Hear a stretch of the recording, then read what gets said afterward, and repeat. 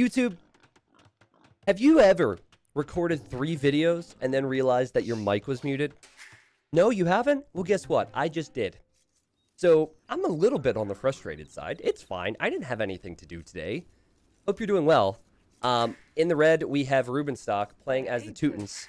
And in the blue, we have Hoang playing as the Celts. All right, so don't know how long you've been with me. I don't know how long you've been watching AoE videos. But both of these players have been household names across the AoE scene at the high level for very different reasons. Rubenstock, he's known as a pest. He's known as the TC dropper, the guy who would delete his TC so boldly at home and rebuild a new one in your face. And Hoang, he doesn't tend to lose town centers. What Hoang likes to do is eat your town center. The famed quote came from Hoang. Hoang, why do you pick Celts? And Hoang, who doesn't have the best English, said, Celt eat TC. So will Hoang be able to eat Rubenstock's TC, or will his town center be eaten? We'll find out in this very game. Now, Teutons is a civilization where the TC drop can be legendary. The Legend of Rubenstock video, which is in the video description, I encourage you to watch that if you don't really know the background and didn't see that, because that was when the world first heard about Rubenstock. Not the world, but you know what I mean. A lot of people in the channel. Rubenstock picked Teutons in that game. That was actually a team game and dropped town centers on multiple Aftermath pros like Hera, MBL, Leary, etc. And the reason he picked Teutons was because of this right here. The Teutons can garrison more villagers inside of their town center, and they'll be able to shoot extra arrows. And so Rubenstock, he didn't go with Persians this time. He went with the Teutons. And while you can play Teutons into a strong boom, we're not going to see that in this game. Now, I know a lot about Hoang. I have had an extreme fascination with Hoang ever since 2016, when I found him and how he used to play with Huns. Nowadays, everyone knows him for Celts, and yeah, he's played like 3,000 games in the last 11 months on DE. But it used to be always Huns. 1v1 2K Huns was the title of his game room, and very few people played Hoang because, well, people knew how he would play, and it was so tough to stop, right? So nowadays, people can't dodge him because there's a Q, which I guess is very good for him. I don't know if Hoang has ever faced up against a TC drop.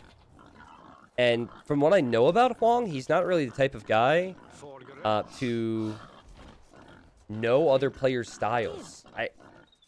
He's a very simple individual. He just gets on and plays who he plays and always does the same thing. I don't think he's going to factor in Rubenstock's reputation into how he plays this. I don't even know if he's going to be aware of Rubenstock's reputation. So this is the first time I've ever seen Hoang face up against this strategy. And you'll see Hoang scout here. He's heading over to where Rubenstock's base is. And the whole idea behind this strat, delete your TC at home, rebuild one on the opponent's face. Hoang, I think it's your turn to get your town center eaten, my friend. There's the barracks that Hoang is so known for. He's going to make that drush to buy himself time, get the feudal and then castle age. Hoang doesn't see a thing yet to tell him that this could be happening. No clue. The Rubenstock, he knows everything about Hoang's base. He knows the berries are there. He knows the barracks was on the way up. There will be no surprises. I'm going to show you this from Hoang's perspective. Hasn't reacted. Like, he has no clue. Okay, now he sees the Ville, and the Ville has loom, so that's a little confusing. Now he sees these goats, which Rubenstock was trying to get to his new base, which is on Hoang's face. And there, I think, and only there, Hoang realized, hold on a second, something about this isn't right. Still hasn't pulled the villagers away from the berries, and we're seeing the Teuton bonus pay off already. A little bit of extra firepower there. And 2 villagers have gone down, meaning it's 18 villagers for Rubenstock and 19 for Hoang. How is Hoang going to adapt to this one? I mean, so far, he hasn't repaired at all. I want to say props to a few people who were able to change the way they view the strategy in a recent upload. There's a user who, I can check if you guys make it public info, how long you've been subscribed to me, and this user's been subscribed for over 3 years, and he was like, you know what? This is a legit strat now. It's not just a meme. Like, people have gotten so good with it. And Hoang's not repairing. And also, this villager seems very upset by the fact that she's supposed to be a shepherd, and there's no sheep. So I guess she said, if you can't have it, or if I can't have it, you can't have it. Hoang, he's trying to complete the loom upgrade. He's going to get that in, thankfully. But yeah, that TC is going down. And Hoang had not repaired a single time. So Huang's in Dark Age with a few militia. Now has extra sheep. Now, I'm actually going to pause this right here, because this is always a crucial moment with the town center drop. Very important. The strategy is not just about taking the opposition's town center down, because that's almost inevitable. The strategy is about taking that town center down and then stopping them from building the next one and Vil fighting, because Rubenstock has a TC and he's going to have food income with the berries to continue to create villagers. As of now, Hoang does not have that. So what Rubenstock wants to find is, where's that new TC going? And can I Vil fight? Specifically in the wood line, it's normally a great move, because if you take the wood out, they can't make the TC or they can't repair the next one. All right, let's continue. So Hoang's actually building as Rubenstock's like, ha, that was mine. Ha, you're not having it. Ha, this is what you get, you thief. He's taking out as many of the goats as possible. Hoang builds the most nonchalant town center that I've probably ever seen against the TC drop. And that also applies to low elo legend matches. And there's been a few TC drops in that. Like, he drops it on the gold and a few stragglers. But he does get the TC up. And he also is able to wall in his wood line. Now, I watch a lot of Hoang games. I don't think that he's ever faced up against this strategy before. But that was a really good job from him to adapt. He, of course, he does still have food around here. He doesn't even seem worried at all about this strategy. Like, oh, I mean, I am the eater of town centers, and you've brought me your town center? I mean, oh, this is perfect. He thinks that's going to worry me. Well, Rubenstock clearly realizes this is not so good. This is not working out as I want it to, so let's get another TC up. He's going to delete this. He's going to place the next one. Hoang was just chilling there, eating his goat, and now Rubenstock is going to quick wall, and can Rubenstock get this town center up? Now, very important thing to note, when it's villagers versus villagers, you've got to manually click all the time.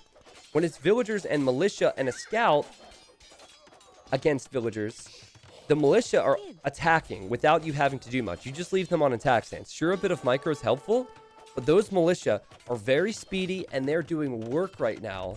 Rubenstock is losing a lot of villagers here. 11 villagers building this TC. And make that 10, and there's still many weak ones around. Another one's going to go down. And this town center, it might not be eaten, but the villagers building the town center could be eaten. If Hoang stops this, well, newsflash, he's going to stop it. This TC's not going up. Rubenstock, the villagers are far too weak. His town center's at 80%, and every single villager here is going down.